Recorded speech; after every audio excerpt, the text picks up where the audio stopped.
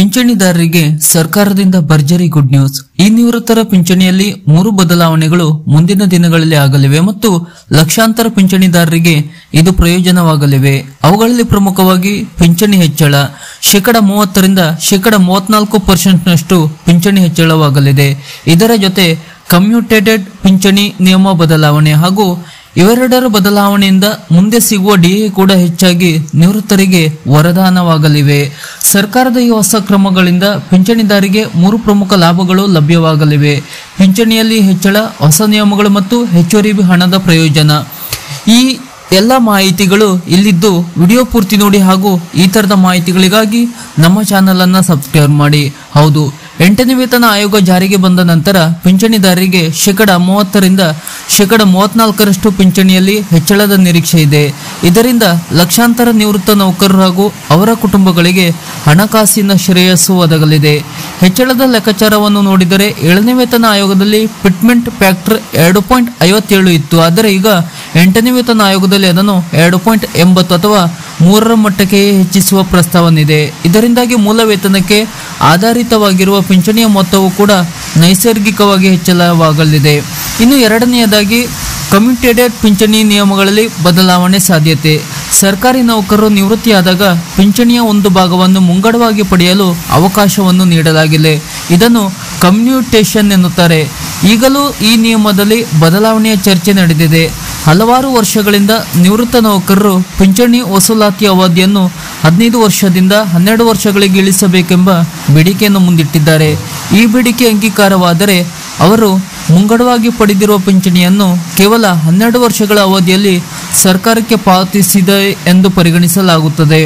ಇಂತಹ ಬದಲಾವಣೆಯಿಂದ ನಿವೃತ್ತ ನೌಕರರಿಗೆ ಹೆಚ್ಚು ವಿಶೇಷ ಪಿಂಚಣಿ ಶೀಘ್ರದಲ್ಲೇ ಲಭ್ಯವಾಗುತ್ತದೆ. ಇನ್ನು ಟೈಮ್ಲಿ ಡಿಎ ಹೆಚ್ಚಳ ಮತ್ತು ಬಾಕಿ ಹಣದ ಭರವಸೆ. 8ನೇ ವೇತನ ಆಯೋಗ ಜಾರಿಗೆ ಬಂದ ನಂತರ ಹೊಸ ಪಿಂಚಣಿಯ ಮೇಲೆಯೇ ಡಿಎ ಲೆಕ್ಕ ಹಾಕಲಾಗುತ್ತದೆ. ಇದರಿಂದ ಪಿಂಚಣಿಯ ಮೊತ್ತವು ಡಿಎ ಜೊತೆಗೆ ಹೆಚ್ಚಿನ ಪ್ರಮಾಣದಲ್ಲಿ ಲಭ್ಯವಾಗಲಿದೆ. ಹೆಚ್ಚುವರಿ ಅಂಶವಾಗಿ ಹಳೆಯ ಪಿಂಚಣಿದಾರರಿಗೆ ಸಹ ಬಾಕಿ ಹಣ ನೀಡುವ ಸಾಧ್ಯತೆ ಇದೆ. ಆಗ ವೇತನ ಆಯೋಗ ಜಾರಿ ದಿನಾಂಕದಿಂದ ಹಿಂದೆ ಹೋಗಿ ಲೆಕ್ಕ ಹಾಕಿ ಹೆಚ್ಚುವರಿ ಹಣವನ್ನು ಹಂತವಾಗಿ ನೀಡಲಾಗಬಹುದು. ಇದರಿಂದ ನಿವೃತ್ತರು ಭವಿಷ್ಯದಲ್ಲಿ ಒಂದು ಸಲದ ದೊಡ್ಡ ಮೊತ್ತದ ಹಣವನ್ನು ಕೂಡ ಪಡೆಯಲಿದ್ದಾರೆ. ಅಂದರೆ ಹೆಚ್ಚುವರಿ ಪಿಂಚಣಿ ಡಿಎಯಲ್ಲಿ ಕೂಡಿದಾಗ ಹಿಂದಿನವರಿಗೂ ಕೂಡ ಇದು ಅನ್ವಯಿಸುತ್ತದೆ ಎಂಬ ಅರ್ಥ. ಇನ್ನು ಇನ್ನಷ್ಟು ಸೇವೆಗಳ ಅನುಷ್ಠಾನ. 8ನೇ ವೇತನ ಆಯೋಗ ಕೇವಲ ವೇತನ ವರ್ಧನೆಗಾಗಿ ಮಾತ್ರವಲ್ಲ, ನಿವೃತ್ತ ಪಿಂಚಣಿದಾರರ ಸೌಲಭ್ಯಗಳ ವಿಸ್ತರಣೆಗೂ ಶಿಫಾರಸುಗಳನ್ನು ಮಾಡಲಿದೆ. ಅದರಡಿ ಈ ಕೆಳಗಿನ ಪ್ರಯೋಜನಗಳನ್ನು ನಿರೀಕ್ಷಣೆ ಮಾಡಬಹುದು. ಹೆಚ್ಚಿದ ಮೆಡಿಕಲ್ ಸೌಲಭ್ಯಗಳು. CGHS ಅಂದರೆ ಸೆಂಟ್ರಲ್ ಗವರ್ಮೆಂಟ್ ಹೆಲ್ತ್ ಸ್ಕೀಮ್ ವ್ಯಾಪ್ತಿ ಹೆಚ್ಚಾಗಬಹುದು. ಹೆಚ್ಚುವರಿ ಭತ್ಯೆಗಳು. ವಯಸ್ಸು ಹೆಚ್ಚು ಇರುವವರಿಗೆ ವಿಶೇಷ ಸಹಾಯಧನ ನೀಡುವ ಬಗ್ಗೆ ಚರ್ಚೆ ಕೂಡ ನಡೆಯುತ್ತಿದೆ. ಈ ಪಿಂಚಣಿ ಸೇವೆಗಳ ಸುಧಾರಣೆ. ಪಿಂಚಣಿದಾರರು ತಮ್ಮ ಪಿಂಚಣಿ ಸ್ಥಿತಿಯನ್ನು ಆನ್ಲೈನ್ನಲ್ಲಿ ಸುಲಭವಾಗಿ ಪರಿಶೀಲಿಸಬಹುದಾದ ವ್ಯವಸ್ಥೆ ಕೂಡ ಅಭಿವೃದ್ಧಿಗೊಳಿಸಲಾಗಿದೆ. ಪಿಂಚಣಿದಾರರಿಗೆ ಮುಂದಿನ ದಿನಗಳಲ್ಲಿ ಏನೆಲ್ಲ ನಿರೀಕ್ಷಣೆ ಮಾಡಬಹುದು?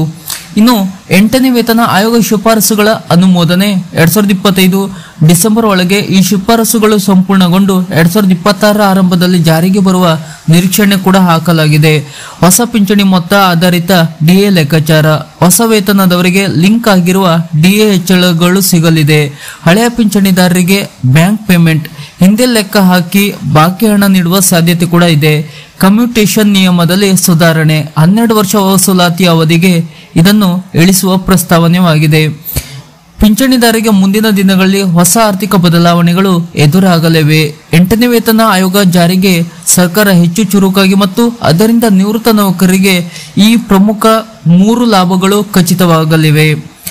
ಇದು ಪಿಂಚಣಿಗೆ ಸಂಬಂಧಪಟ್ಟಂತ ಹೊಸ ಮಾಹಿತಿ. ಈ ತರದ ಪಿಂಚಣಿಗೆ ಸಂಬಂಧಪಟ್ಟಂತ ಹೊಸ ಅಪ್ಡೇಟ್ ನ ಮಾಹಿತಿಗಳಿಗಾಗಿ ಹಾಗೂ ಸರ್ಕಾರದ ಈ ತರದ ಇನ್ನಷ್ಟು ಮಾಹಿತಿಗಳಿಗಾಗಿ ನಮ್ಮ ಚಾನೆಲ್ ಅನ್ನ ಸಬ್ಸ್ಕ್ರೈಬ್ ಮಾಡಿ ನಮ್ಮನ್ನು ಕೂಡ ಬೆಂಬಲಿಸಿ.